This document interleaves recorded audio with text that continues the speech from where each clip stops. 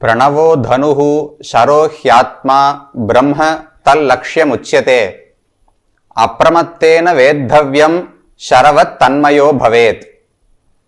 This verse from the Mundakopanishad compares an Atma attaining salvation with an arrow piercing a target. Pranavo dhanuhu. The bow here is not made of wood but is made of Omkara, which is called Pranava.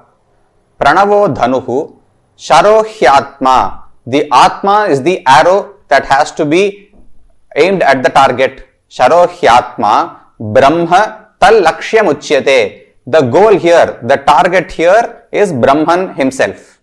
Apramattena veddhavyam sharavat tanmayo bhavet. The archer here has to be one without any confusion. Apramattaha, one who does not have interest in any worldly pleasures, one who does not have any confusion about the nature of the Jivatma and the nature of the Paramatma. Apramattena veddhavyam sharavat tanmayo bhavet. What is the result? The result is the Jivatma becomes similar to Paramatma. Sharavat tanmayaha. Tanmayaha means similar to him, indistinguishable from him. When an arrow pierces a target, when it goes into the flesh or the body, it is not possible to differentiate the arrow or the head of the arrow and see it separately. It is lodged inside the body.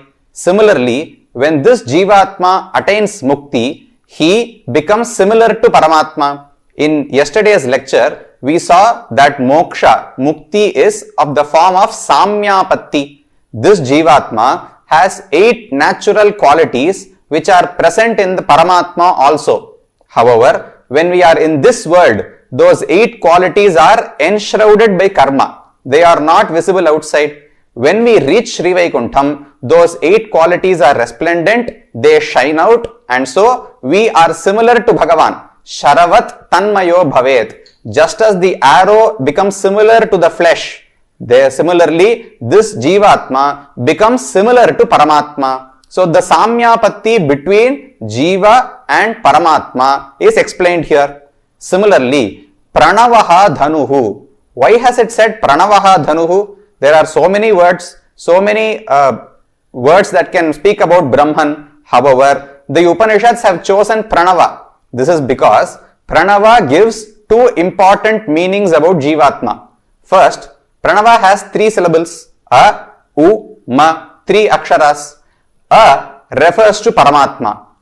Ma refers to Jivatma. In Sanskrit, whenever a word refers to an object, it has a pravritti nimittam. It says some quality about that object and that object which is possessing that quality. The word Ma, the letter Ma means the one who possesses knowledge. It specifies the Jivatma as one who possesses knowledge. This quality is common to all jivas. Jnanaika akaratvam. The Jivatma is made of knowledge and possesses knowledge also. This is common to all Jivatmas. Therefore, Pranava expounds the equality of all Jivatmas. Similarly, there is another meaning here. A, U, Ma. These 3 letters together mean this Jivatma is the servant of Paramatma Sriman Narayana alone and not for anyone else. Therefore, this also tells the Shesha Sheshi Bhava. Bhagavan is the master and we are the servants. This is also equal in all Jivatmas. There is no difference in this quality. So, this one verse says there are 2 similarities between Jivatmas. All Jivatmas possess knowledge and all Jivatmas are the servants of Paramatma. Similarly, when this Jivatma reaches Mukti, then he becomes similar to Paramatma in these 8 qualities. Therefore, Pranavo Dhanuhu Sharo Hyatma Brahmatal Lakshyam Uchyate Apramattena Veddhavyam Sharavat Tanmayo Bhavet. This is the essence of equality in the Upanishads. This was what we saw in yesterday's lecture. Now, even though the Jivatmas are all similar in their natural state, that is, when they are devoid of karma or devoid of any body, right now we are not in this state. We are all in this samsara. We have a body. We experience pain and pleasure. Therefore, this shloka does not explain our present state. Our present state is that we are all differentiated by so many things. This differentiation amongst Atmas came up because of karma. Atmas are all similar by nature. They are all made of jnanam, they possess jnanam, they are servants of Bhagavan. However, when we are in this samsara, we are covered by Prakriti. Taya kshetrajna shaktissa veshtita nripa sarvaga. In Vishnu Purana, Parashara Bhagavan says, the avidya shakti, the karma shakti has enshrouded this jivatma. It does not let him be resplendent as he should be. Therefore, all these differences based on body, based on skills, based on intellect, based on their behavior or discipline, all these come up because of karma. So this theory of karma is what we should know next. We learnt about equality. Always we should not start with differences. In Shastrams, we always start with whatever is similar amongst things. We do not look at differences first. Once we understand that everyone is similar, everyone is equal, then we can start to look at minute differences to know the finer details. We should not concentrate on the finer details. We should always consider ourselves equal to everyone. But this world that we see is so varied. So we might naturally have the question, why this variety in this world? The answer for that is because of the karma of jivatmas. So in today's lecture, we will see what karma is, how we have accumulated it, what are the types of karma, and how we can get rid of them and reach salvation at the end. Today, we will base this study on the Brahma Sutras. Sage Vedavyasa has written Sutrams that explain the meaning of Vedantas. Vyasaya Vishnu Rupaya Vyasa Rupaya Vishnave Namo Vai Brahmanidaye Vasishtaya Namo Namaha. He has come in the lineage of Vasishtha. He is the son of Parashara. He is considered an incarnation of Lord Vishnu himself.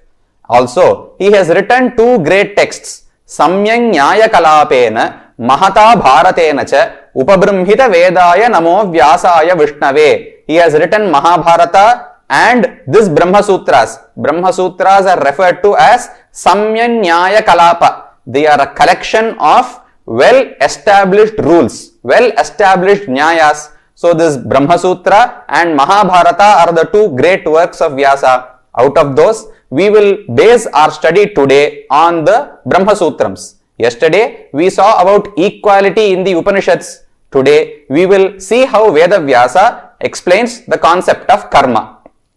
Before delving into the subject of karma, we should first know why is this karma theory existing in this Sanatana Dharma. Other matams, philosophies might not accept this. However, this is a central theme in Sanatana Dharma. It is not illogical. There is sound reasoning behind the existence of karma. For that, we should first know what the Atma is. Only when we understand what the Atma is, can we truly understand why karma exists. This Atma is the entity that is referred to by the word I.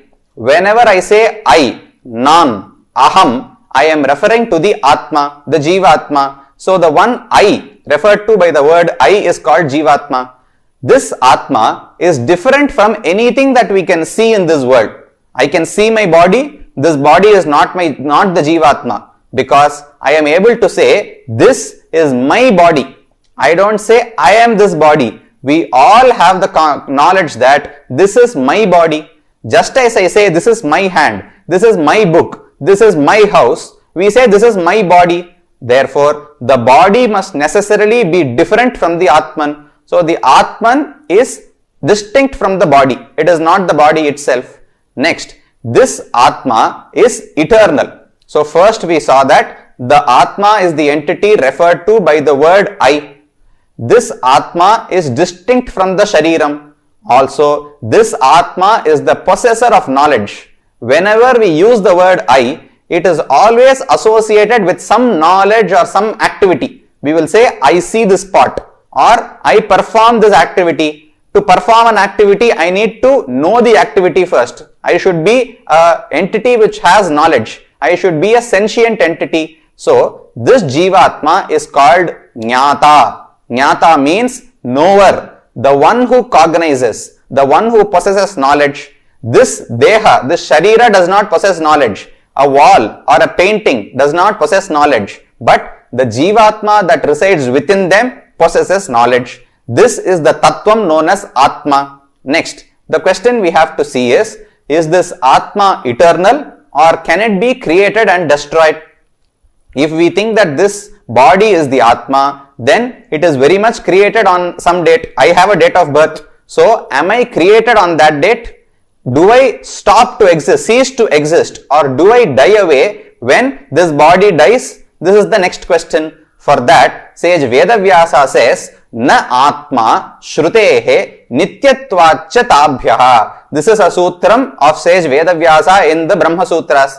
The Brahma Sutras, I will give you a basic structure. There are 4 adhyayams. There is Samanvayadhyaya, Avirodhadhyaya, Sadhanadhyaya, Phaladhyaya. An adhyaya means a chapter. So, there are 4 chapters. The first chapter called Samanvayadhyaya says, all verses, all passages in the Vedas that talk about the creator of this world are talking about Paramatma, Brahman, Purushottama, Sriman Narayana. So, in the first adhyaya, Vedavyasa establishes that all vakyams, all passages in the Vedas that talk about creation specify that Sriman Narayana is the creator. This is called Samanvayadhyaya. In the second adhyaya, there are a lot of objections to this concept. People say, no, Pradhanam, Prakriti is the cause, or Sriman Narayana is not the cause, or there is no cause for this world, it is not created or destroyed. So there can be many such objections. He quashes all those objections and establishes that Brahman is the Karanam for this Jagat. Jagat Karanatvam, the nature of being the creator, sustainer and destroyer of this world is present in Paramatma alone. This is established in the Avirodhadhyaya. In the third adhyaya called Sadhanadhyaya, he explains the means to attain salvation.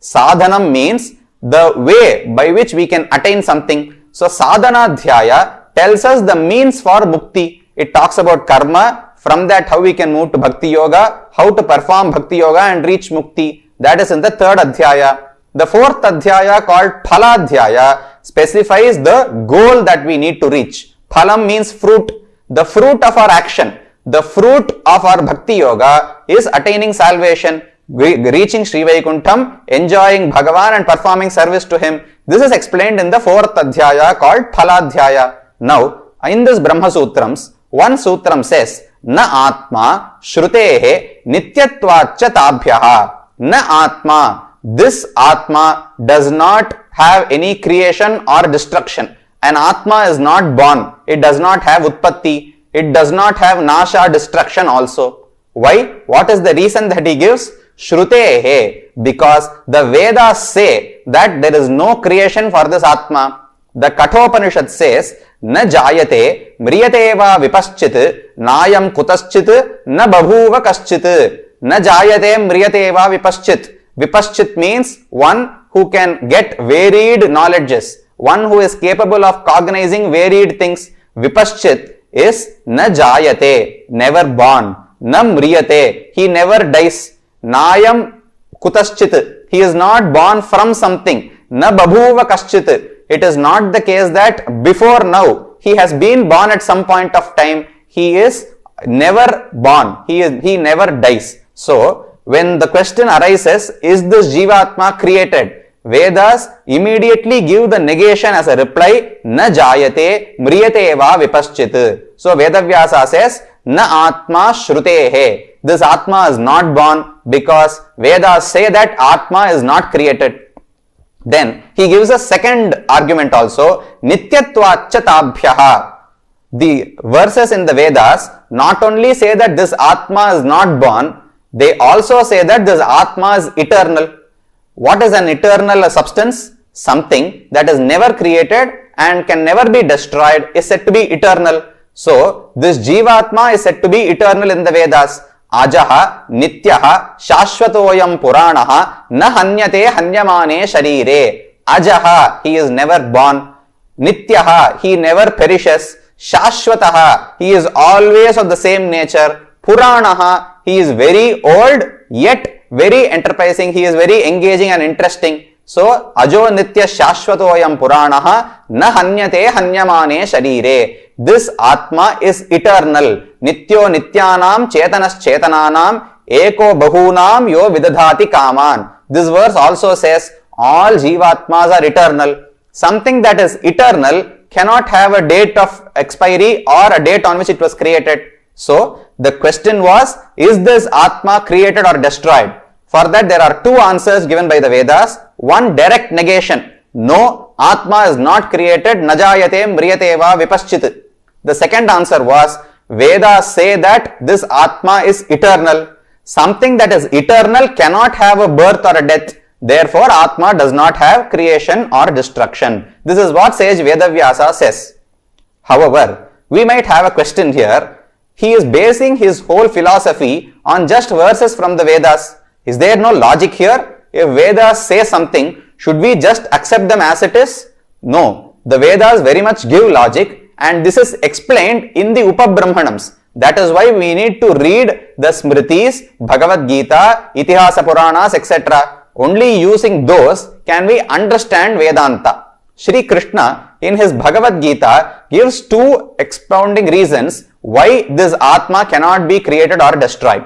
The first one is, he says, Avinashitu tadvidhi yena sarvamidam tatam vinasham avyayasyasya na kaschit kartum arhati. He says, Avinashitu tadvidhi. Know this Atma as a one that cannot be destroyed. Avinashi, one that cannot be destroyed. Why so? Yena sarvamidam tatam. Because this Atma pervades this whole world. Tatam means vyaptam, pervaded. This whole world is pervaded by this Jivatma. As per Shivashittadvaita Siddhanta, an Atma is Anu. It is not large. The size of an Atma is Anu. Shruti says, Valagra shatabhagasya shatadha kalpitasya bhago jivasya vigneyaha. If you take a grain of rice and you cut it into 100 pieces, you take one piece from that and cut it again into 100 pieces and do this again and again, even that portion that you get will be larger than an Atma. So an Atma is very microscopic, minute. However, he is capable of moving to all places in this world. He is capable of entering into everything. Whatever you see in this world, there is an Atma residing within it. If there is a book, there is a Jivatma residing within that book. If there is a small germ or a krimi, within that germ also there is a Jivatma. So the Jivatma is so subtle, he is so small that he pervades this whole world. This is what Krishna says. How is this relevant? He says the Atma cannot be destroyed because it pervades everything. How is this logic valid? It is because whenever something needs to be destroyed, something smaller than it has to enter it and break the connection between its components. Suppose there is a pot. I can break a pot with water also, or with wind also. I take a jet of water, fast jet of water, and I hit the pot with it. What happens? The small water particles can enter the pot and break the connection between the components of the pot.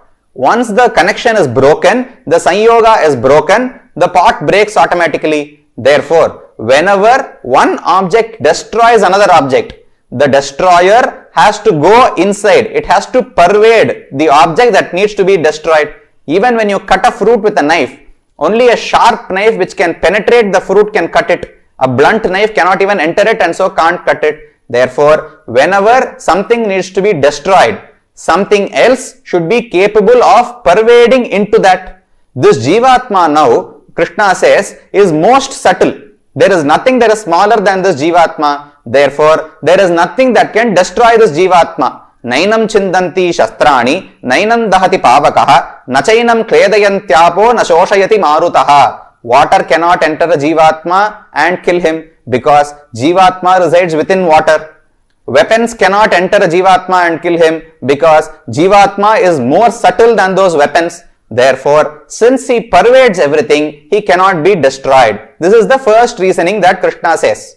The other reason he says is, Antavanta ime dehaha. When talking about our body, deha, he says, Antavanta ime dehaha. He gives no further explanation. He says, this is a deha. It has an end. It has a date of expiry. Now, we should understand what he means. The word deha comes from the root diha upachaye. Upachaya means coming together of components, a collection of components. Therefore, this body is called a Deha because it is a collection of many angas, many avayavas. He says, anything that is a collection of components will be destroyed at some point of time. Take anything in this world, if it is made of components, then it is capable of being destroyed. So he says, this body, since it is made of components, can be destroyed.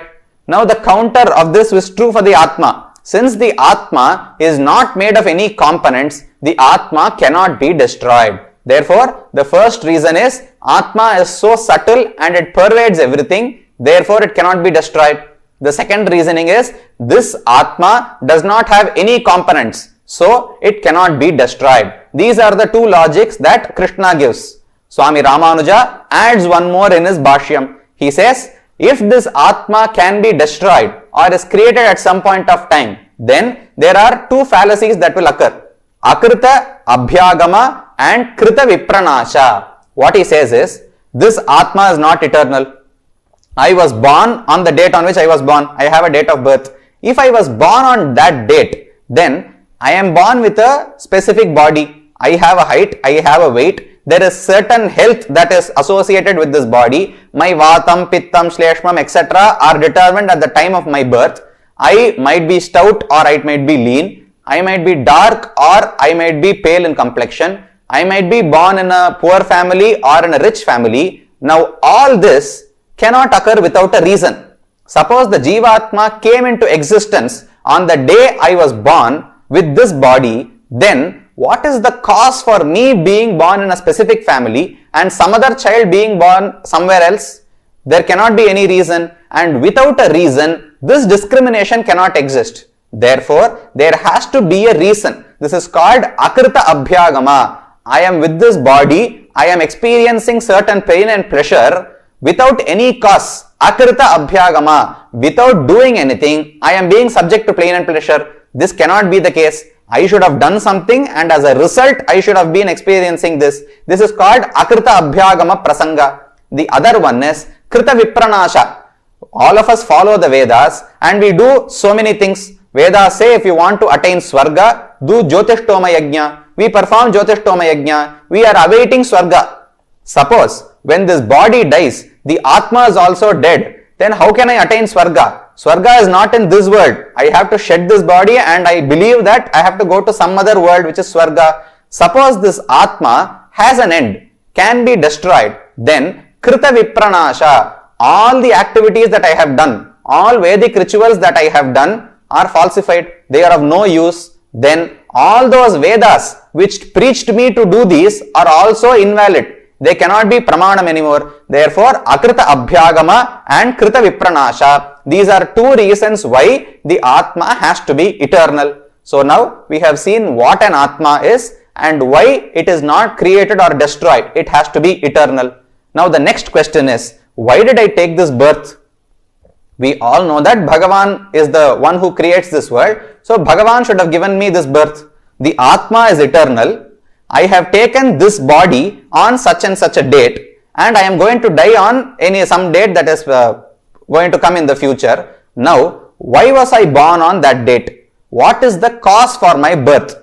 Suppose we say that Bhagavan is the cause for this birth. There are people who say this, Bhagavan determines who should be born where. If we say so, then there are two great defects on the head of Bhagavan.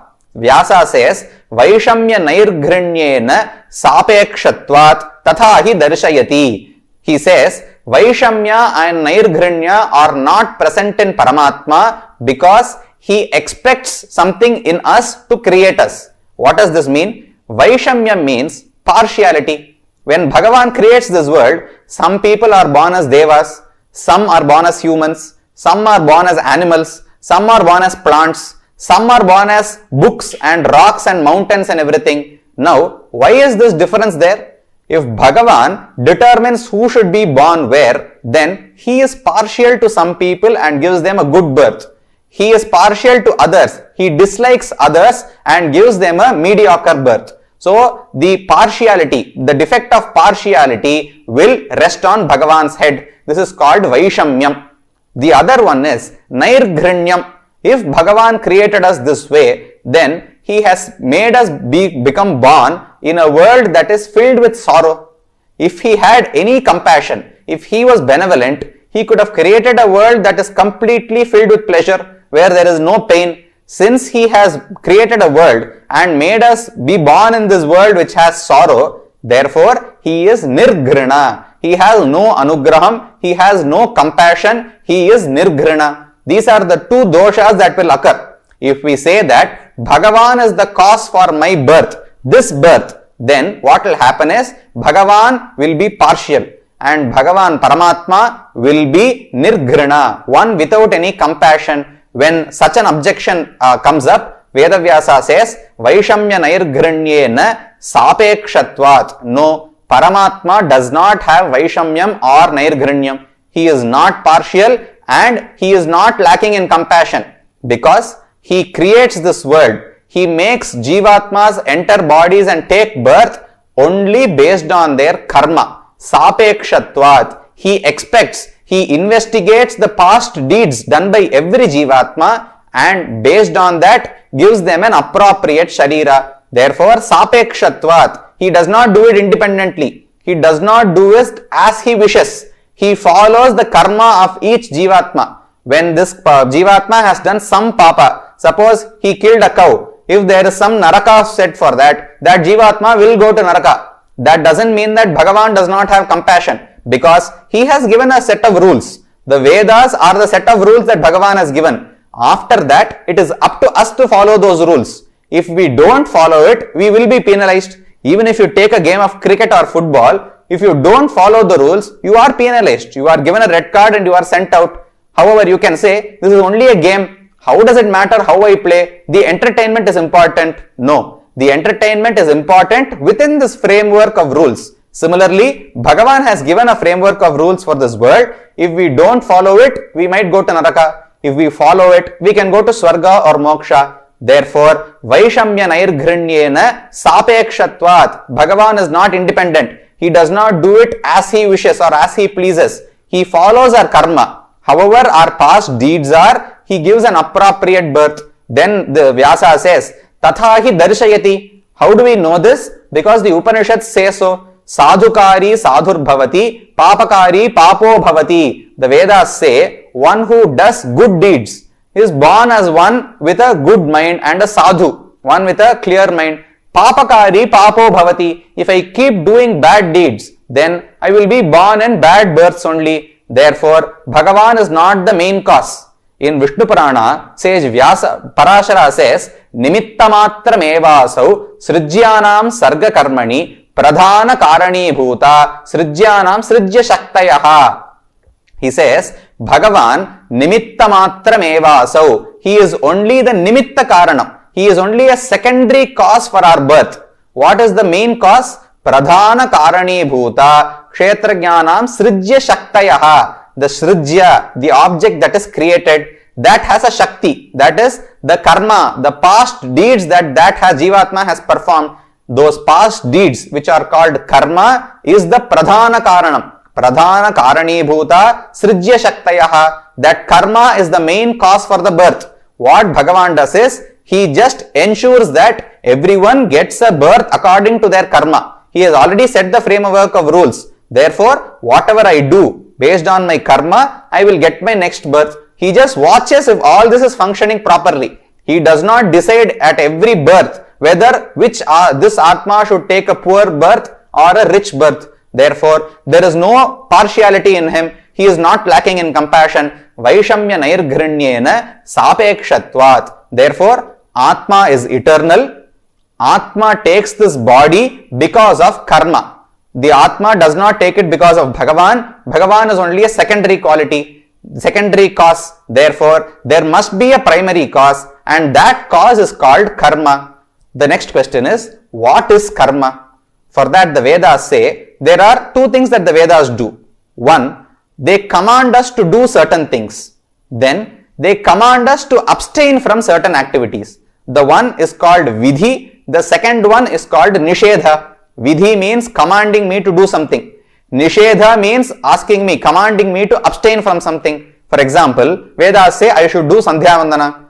They say if I want to reach Swarga, I should perform Jyotishtoma Yajna. Similarly, Vedas say I should not eat garlic. So the first two are Vidhi, commands. If I want Swarga, I should perform Jyotishtoma.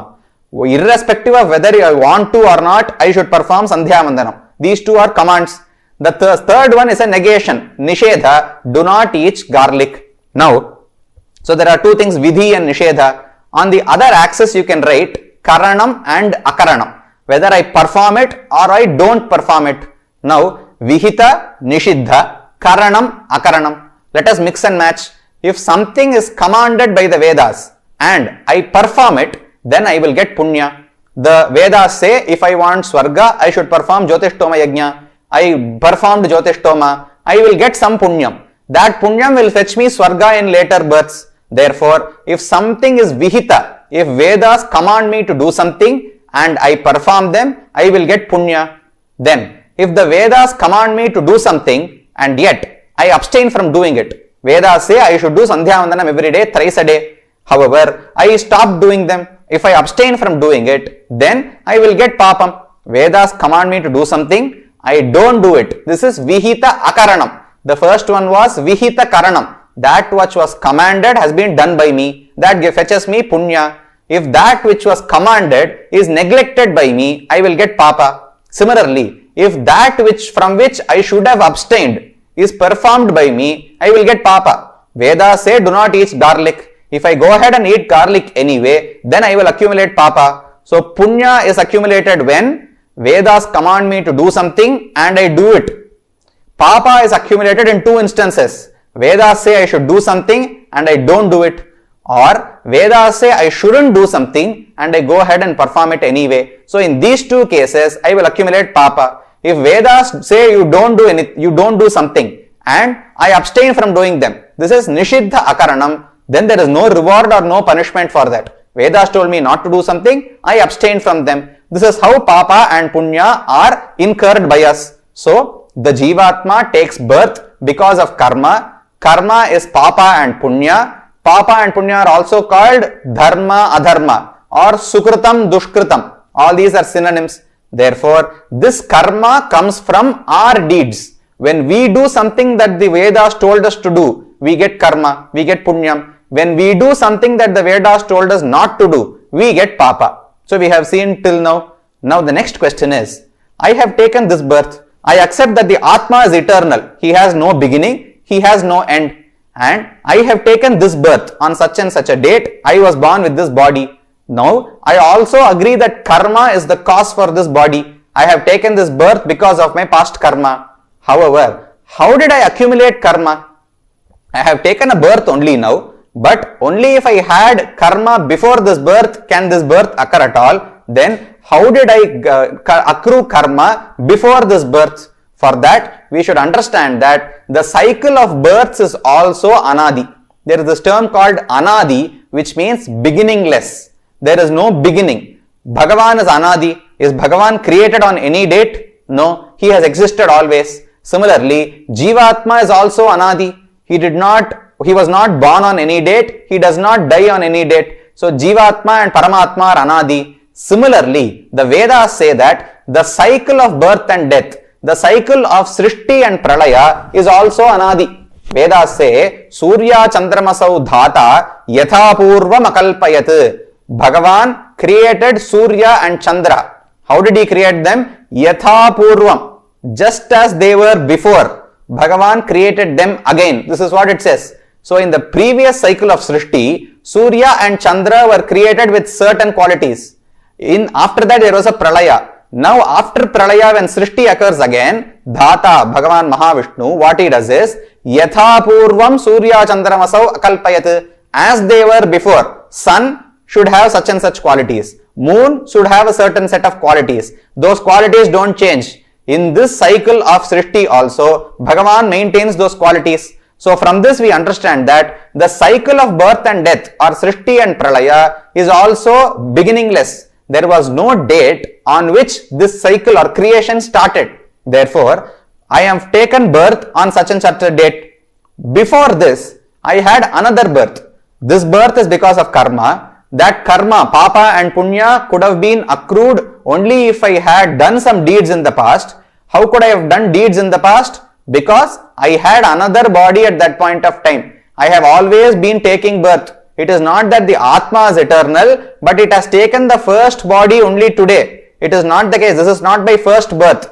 I have had countless infinite number of births in the past. Therefore, there is no concept of beginning of karma. This is also a popular question that many people have. When did I start my karma? This birth that I have taken is because of my deeds in the previous birth. That birth was because of deeds in the birth before that. Similarly, if I keep tracking back to the beginning, at some point when I took my first birth, I would not have had any karma. At that point of time, how was it decided what kind of birth I will have? For that the answer is, kindly understand properly, there is no first birth.